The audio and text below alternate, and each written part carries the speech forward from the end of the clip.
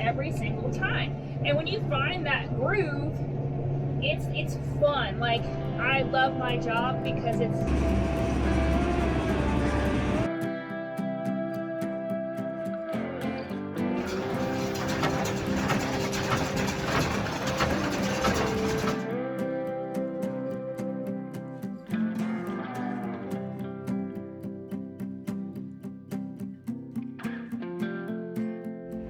not a whole lot of excitement going on. We're just gonna finish raking and baling the field that we started yesterday. Jason went and delivered this morning, and it's a little after 12. Today is actually the 28th, not the 1st, so just gonna knock it out. I don't know how much video and I'll honestly do. I'm pretty run down today, so I may just throw in a podcast or an audiobook or something and zone out.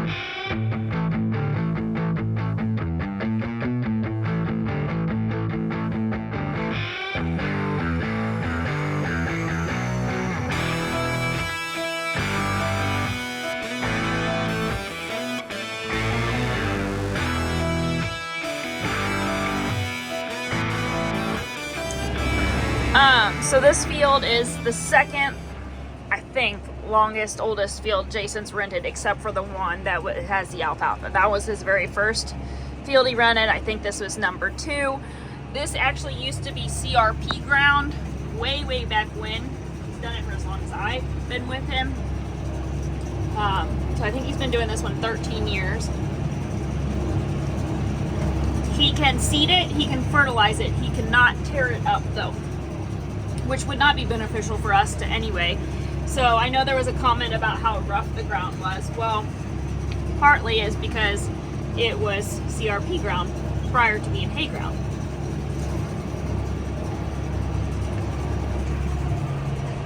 This also tests my baling and accumulator talents, because there's a nice little slight drop hill there. It's not bad, it's just it can be a little inconvenient with the accumulator because you got to really watch the bales going from the baler into the accumulator, and that is one of the downsides with the accumulator. It's not really made, we don't do very well with it when it's got these little slopes. Jason's gonna go mow. These are probably the best windrows we've had all season. This is the field that I started mowing in on my birthday on Monday. We started baling it yesterday, which was Wednesday. Today's Thursday. It's really putting the baler to work, which is really nice. We kind of can still see how fast it's going, how much it's pushing through. Typically with the 1840, I probably would have backed it down to probably like 1.5 miles an hour, and we're still caught, pretty steady pace at 3. Right now I could probably bump up to like maybe 5.2, just running right through it. I thought maybe I'd try to talk to you guys maybe a little bit more the difference between the 1840 and the 1842S, a little bit more in depth.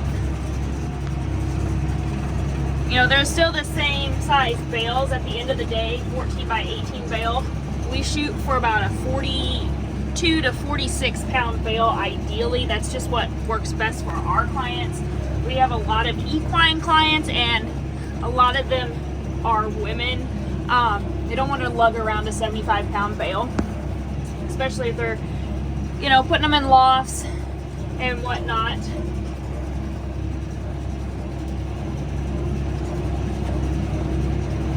The difference for us was being able to get into the field a little bit sooner with the help with the rotary rake, but also just being able to bale a little bit faster. You know, the fluffy windrows that the rotary rake's creating, it allows it to dry faster. It means we're moving into the field faster. But with that being said, it's also not making like this rope, how the wheel rake would just kind of rope the hay in. It feeds so much better on the baling aspect for us. That's just my personal thoughts on it.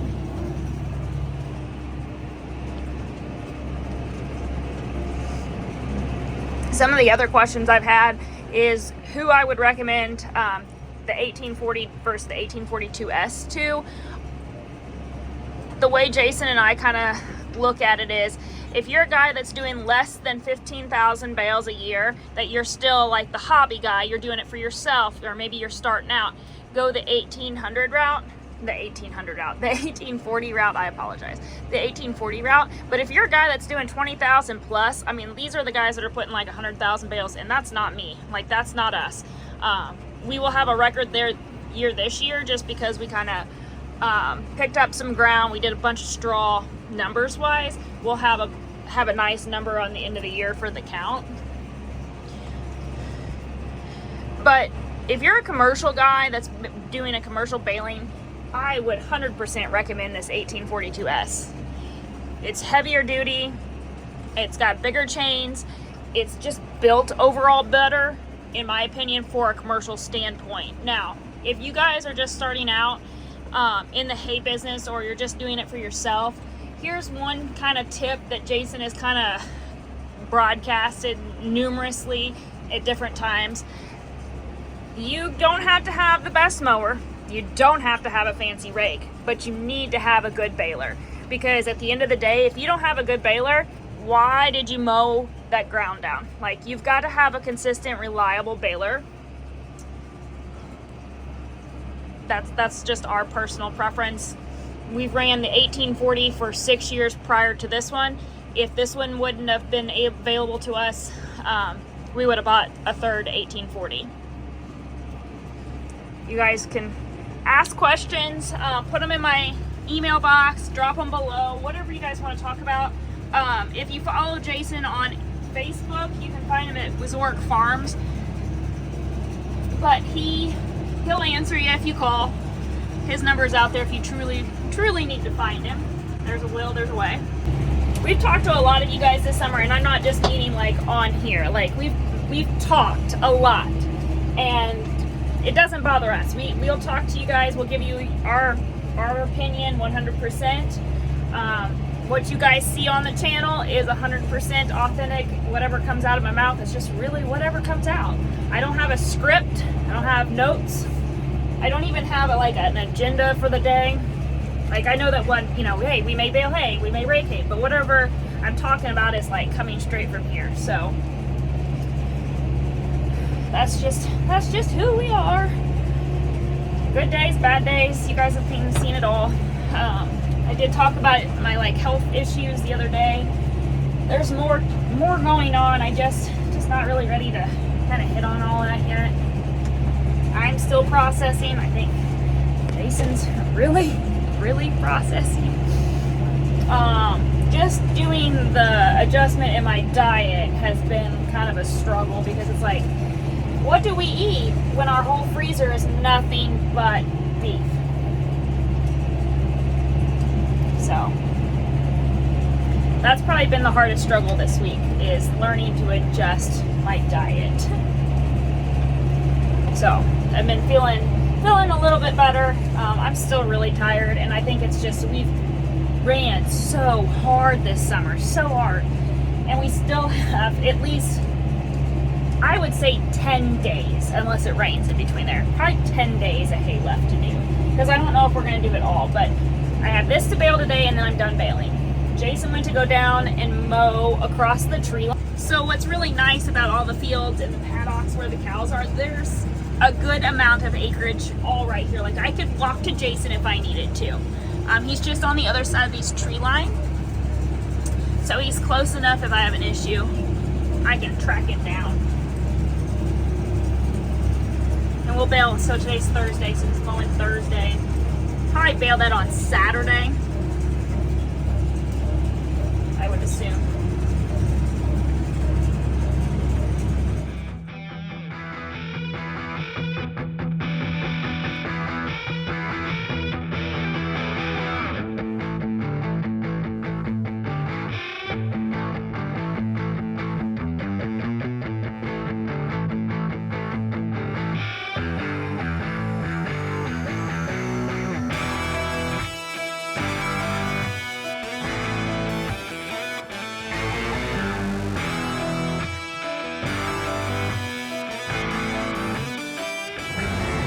Some of the other questions I was looking through comments and different things, was like talking about like stroke count and flake count, and like the difference, like the RPMs from like what we run hay wise versus like earlier in the year with the straw. So right now, I've got the baler kind of humming at like 570. That's what Jason prefers when he's listening to it, when he's walking beside me. Every now and then, like if I'm running a little bit lower RPMs, you can kind of see him like twirl his fingers and be like, hey, let's speed it up a notch. He just likes it that 570 mark. But I shoot for, in hay especially, that 13 to 15 flake. I don't have a stroke counter in this tractor like I did previously in the 5250, but you can kind of listen. I'll try to turn the air down so you guys can maybe hear it too, how it's hitting.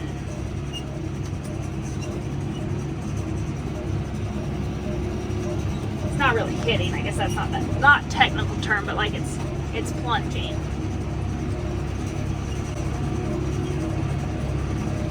And you might not be able to hear it as well as I can either. That's another reason, like I don't run with the radio on. We really, each field's a little bit different, obviously, but we have a lot of mixed grass. It's brome, Timothy, orchard. This field has no fescue in it. It's very clean. The difference between like doing the small square bales of hay and what we did this summer when we baled straw, flakes really range a little bit different. These inline balers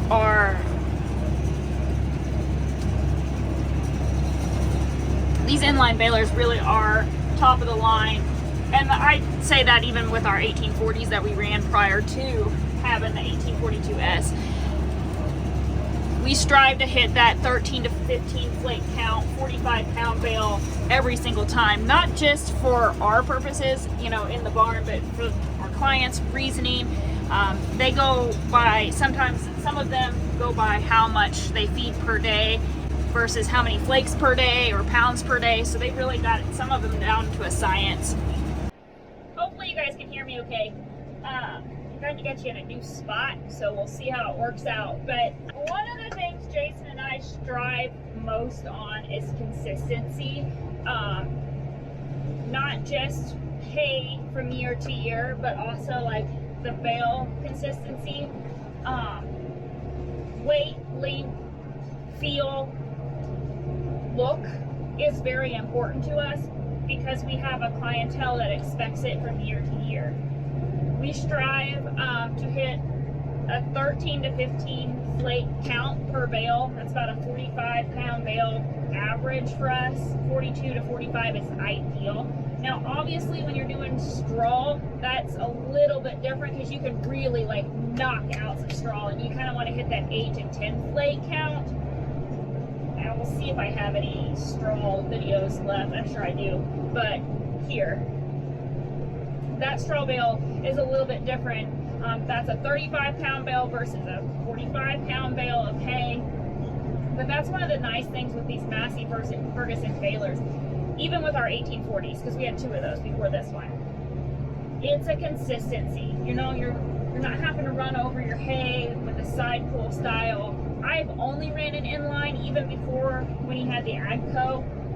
I've only ran an inline, so I'm not sure I would do very well with a different style. Like, I wasn't, honestly, to be completely honest, I wasn't sure how it would go even with the longer tongue of the 1842S. But honestly, I like it a lot more than I anticipated because I can really see my windrow and I can see my feeder house. Like it's not right underneath me, you know, my little short legs. It's not right up underneath the cab.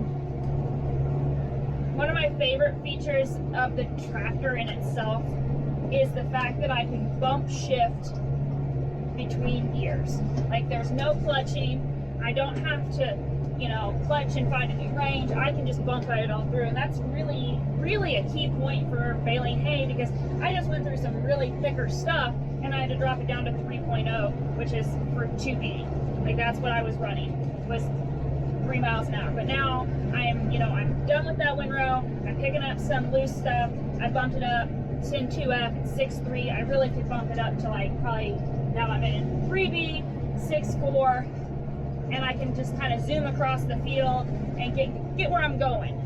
This tractor does do 28 miles an hour. Not that I put it in road gear a lot during the field, but she'll get up and go. No problem there. We're gonna go down and flip back around so I can, right now there's a lot of grabs kind of in the way. Jason had to deliver this morning, so he's just got his semi over here waiting on me. I think he went to go mow, lay some more down. I think that was his plan. We really are just trying to get done. As much as I love hay, and I do, I love my job, but come the end of September, October, I'm done. Like, we put up a lot this year, even with our droughts. I'm definitely thankful and blessed that we get to do what we do day in and day out. And it's something Jason and I both truly feel passionate about. I mean, anybody can bale hay. Whether or not you can make a business out of it is, you know, kind of a toss-up. But, you know, I've had a lot of guys ask me, you know, 1840 versus 1842S.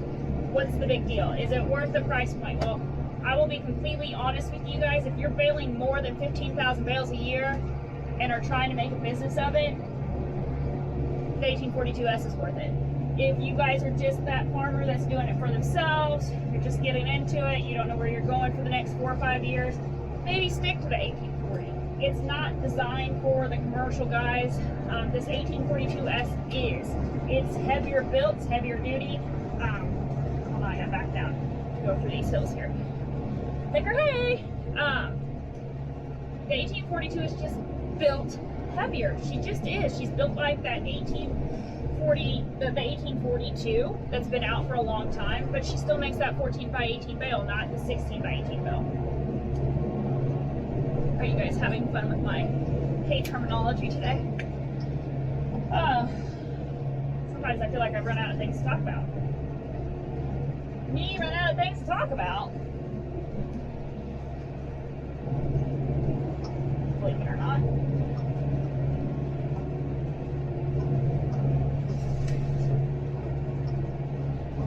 Just got a couple more windrows left, and this field will be done. One more off the list. I did ask Jason how many bales he thought he was going to get off this field yesterday, because I mowed most of this, and then he came in and finished like the last, I don't know how many acres this is here, Monday, while I went to practices and whatnot, and ate a cupcake for my birthday. He was really surprised with how much hay was here, and yesterday he said he thought there'd be 1,300 bales, so I'm kind of anxious to see how many we truly pulled off the field for this second cutting. I am missing my stroke counter because I liked being able to know how many bales was right in the tractor, and I don't always get out and pay attention to the counter. Sorry, Jason. I am working on scheduling a live. That's my next plan of action. As soon as we get done with hay, I want to do a recap and have you guys sit down with us, shoot us your questions, just chit chat, different things. Jason loves those, I think, deep down, because he's, it's not pressured to be in front of my camera like it is here. Give the man what he wants. No, leave vaccine.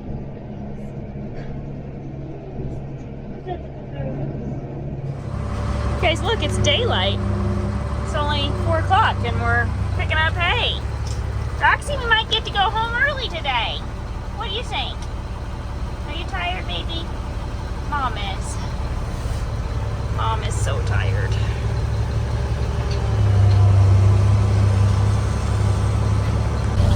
We're gonna pick up the bales, and then I don't know, he might go back to mow. He hasn't decided what he's doing, but I know that I'm going to do my chores and call it a night. And maybe cook some supper at, like, you know, a decent time, say, you know, like 7 o'clock. Not at 9 o'clock like I've been doing the last couple nights. I'm definitely ready